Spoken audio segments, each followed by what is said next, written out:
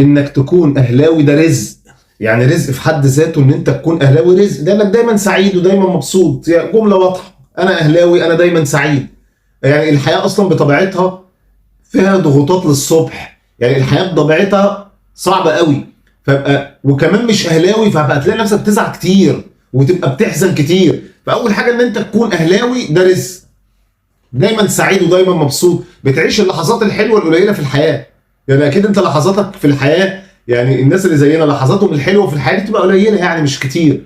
لكن مع بتطلع بقى الضحكه وبتطلع الفرحه والهي، عارف الحاجات اللي انت عشتها في الماتش دي كله. عشان كده انا كان نفسي اقابل الزمالك، مش عشان حاجه، عشان ماتش الاهلي والزمالك حلو، بيطلع انفعالات حلوه. الفرحه بتبقى مختلفه عن الجون في الزمالك، مختلف عن الجون في بيراميدز، مختلف طعمه واحساسه مختلف خالص. مبروك للاهلي 2-0، وانا مش مستغرب النتيجه خالص. انا واحد من الناس كنت عامل حلقه امبارح قلت شايف ان الاهلي يكسب بسهوله، لكن كنت متوقع 2-3. لكن الاهلي كسب بس مش بسهوله. يعني انا في نظري السيناريو اللي حصل مش ده السيناريو اللي انا توقعته. الحقيقه انا بقول الحقيقه، مش ده السيناريو خالص. كان عندي سيناريو تاني، الزمالك ينزل يعني الى حد ما لامم نفسه بشكل كبير قوي والفترات اكبر من كده في الماتش. ده ما حصلش قوي. لكن كنت متوقع ان الزمالك ما عندوش دوافع، يعني مش ما عندوش دوافع، ما عندوش ارتباك، عايز ياخد البطوله، بس الدوافع بتاعته مش زي الاهلي، هو اهدى وجمهوره هيبقى عذره، فالموضوع اهدى. وضغوطات الاهلي اصعب بكتير، لازم نكسب الماتش ده.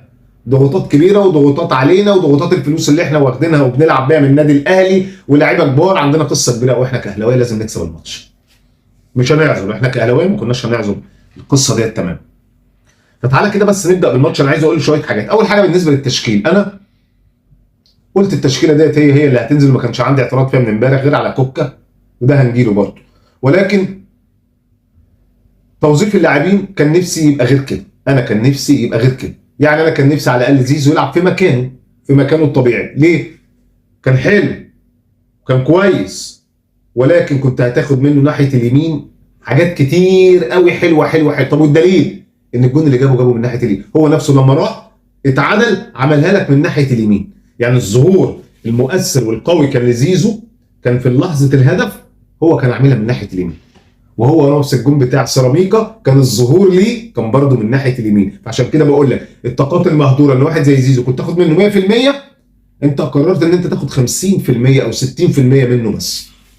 بن شرقي كان نفسي يلعب ناحيه الشمال مكانه، كان كويس، كان متماسك. انا كاتب الكلام ده من الاول قبل الجون ما يجي خالص.